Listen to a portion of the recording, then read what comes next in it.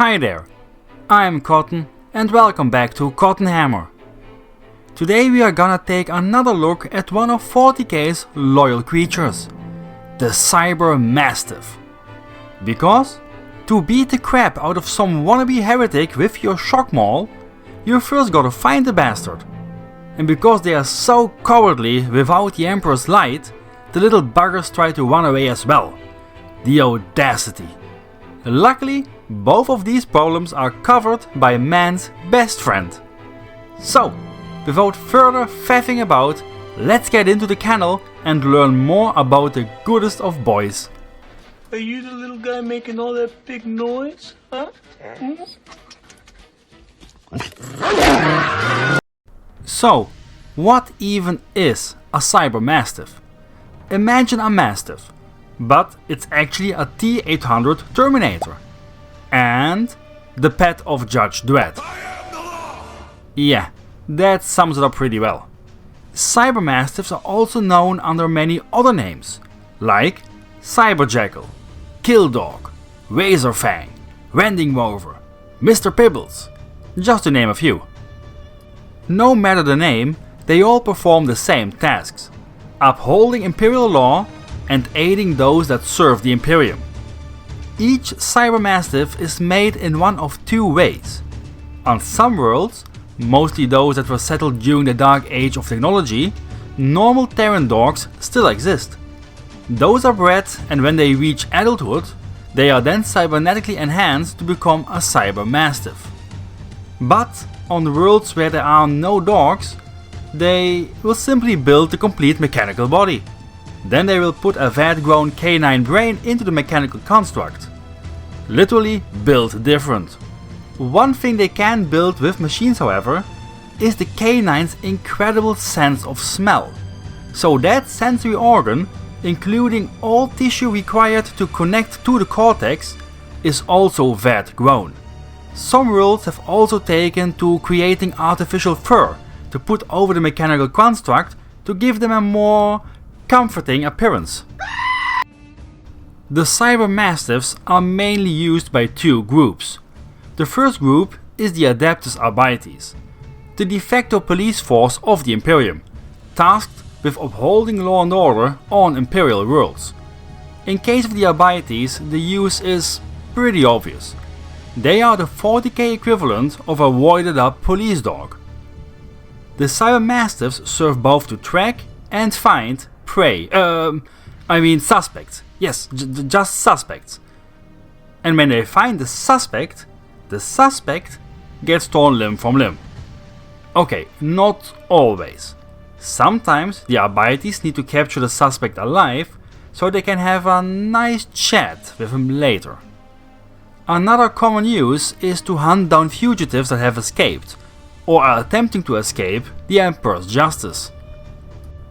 It is for these tasks that Cyber-Mastiffs are equipped with a multitude of cybernetic enhancements. It's kinda in the name. So if you are shocked by this revelation, I'm not sure what to tell you. Most of the cybernetics serve to enhance the three key uses of the Cyber-Mastiff. The first key use is finding and locating the suspect.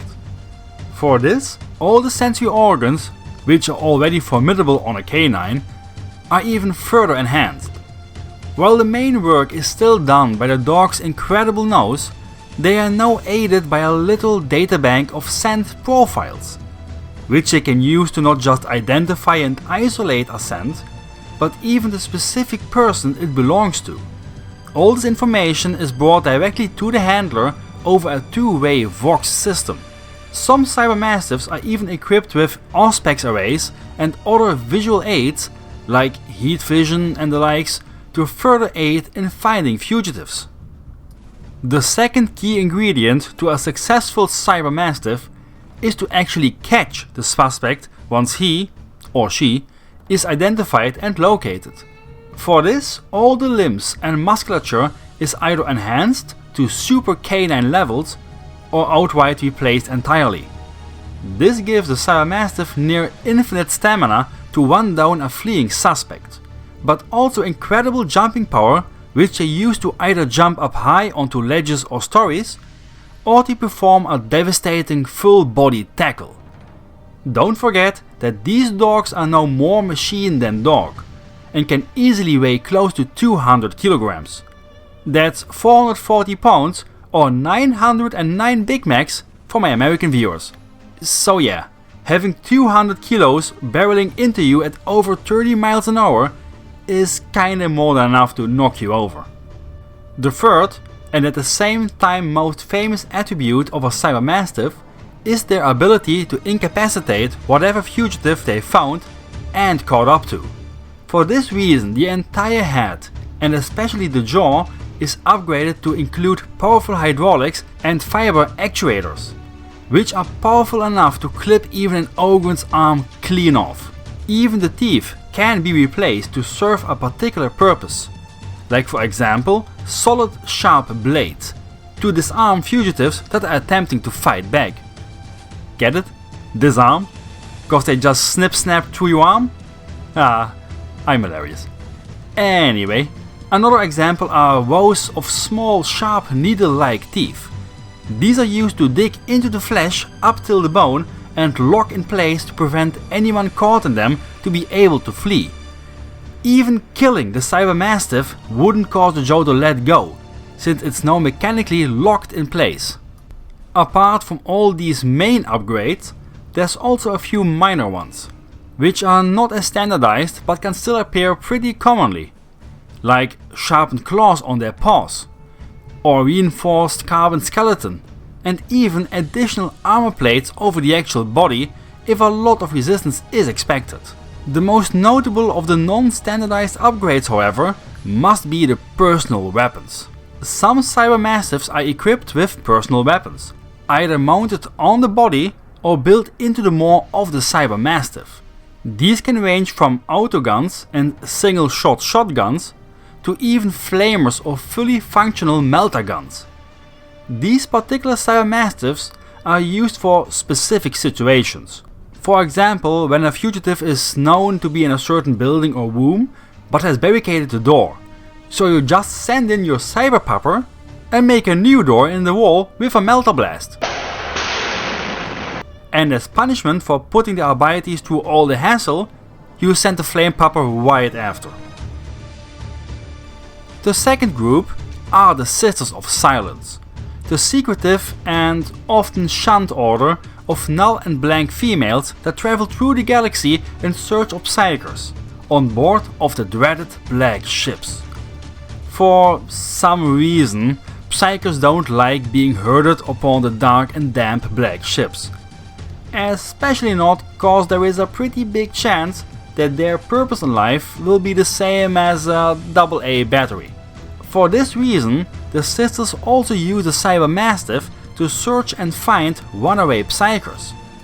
When Sisters of Silence form such a group, it is called a Pursuer Caterer. While the Sisters do not limit themselves to just Cyber-Mastiffs, due to them being generally quite common and easily available to them, they tend to make up the bulk of their psyker hunting petting zoo. They don't differ much from their Arbites counterparts, except in their programming. In both cases, the Cyber-Mastiff has a dedicated handler. These handlers actually spend years training their designated Cyber-Mastiff before they even go on their first mission. This training is mostly dedicated to the Cyber-Mastiff learning all the dedicated commands and drills. Because their brains are enhanced with cogitators, this is more like machine learning, in which something is repeated hundreds to thousands of times. Later on missions, the handlers can give their Cyber-Mastiffs commands and orders without speaking a single word, but instead by pressing programmed command routines through a wrist-mounted Vox interface that connects directly to the Cyber-Mastiff. You could also use a constructor array, which is a device used to program cyber constructs, like Cyber-Mastiffs, to teach a Cyber-Mastiff to obey vocal and spoken commands instead. However, this is usually done only by people who have acquired a Cyber-Mastiff without the, let's say, approval of Imperial authority. The reason is that when you speak your command, the cogitated brain has to first decipher what the hell you just said and then translate that into a cogitation pattern that the Cyber-Mastiff can actually understand. That's why Arbites usually only use the Vox interface to give commands, because it's much faster and also more efficient. Over the millennia, some versions of the Cyber-Mastiff have seen increased popularity and are now the most commonly used, like the Cybrique Bullpup Cyber-Mastiff. This particular variant is more of a terror weapon than just a police dog. Only the largest dogs are selected to become bullpups. Their frame and new steel skeleton is much heavier and bulkier than the average Cyber-Mastiff. On top of that, they get considerable armor plating, which makes them pretty much immune to small arms fire. If that's not enough, they installed a Vox Hailer, which plays a constant loop of whispers and other creepy sounds to terrify whatever is trying to hide. And the fun really starts once it gets you, since a bullpup's maw and jaw are not only equipped with steel blades, but an entire chain blade system that can not only tear you apart, but also electrocute you. Because why not? Also a Cybrique pattern, we got the Bloodhound Cyber-Mastiff. These aren't as combat effective, but as you can guess from the name, can find pretty much everyone and everything. They are made for endurance and can track a target for hundreds of miles without sleeping or even taking a rest. The reason for this is that they hardwire the brain to only give the creature dopamine when it successfully finds a target, making them literally addicted to tracking down their prey. Pretty much the same as promising the crackhead at your local gas station $100, but with finding people instead of making them disappear. Then we got the Malfi Eliminator Mastiff. This is basically the Eversor assassin of good boys. Just put a USB stick in its brain of who you want to never see again, give him a slap on the ass, and off he goes. And he'll only return once the target is found, hunted, torn apart and pissed on. Just like the bullpup, their maw is a whirling mass of chain blades. But they got some weapon hardpoints on their back in case the target thinks that silly things like a solid concrete wall can stop the Malfi Eliminator. Another popular version is the hardcase Cyber-Mastiff. This is a standard Cyber-Mastiff, except that it is entirely robotic, save for the canine brain. They are very popular with the Pelennite enforcers of Necromunda. And finally, we have the Rantal class Venatus Reclamator, or just RVR for short. This is the standard Cyber-Mastiff pattern that we see the Arbites use. Basically everything I talked about in this video, with the exception of the, well, exceptions, can be used as a description of the RVR. So, that was it for today on man's best friend and heretic's worst enemy. If you could get your very own Cyber-Mastiff from the local shelter or hardware store, what would you name it? Leave all suggestions in the comments. I hope you liked the video. If you did, then consider giving it a thumbs up and maybe even subscribe for more of this. I upload about once a week. Anyway, thanks for watching and see y'all next time. Cheers!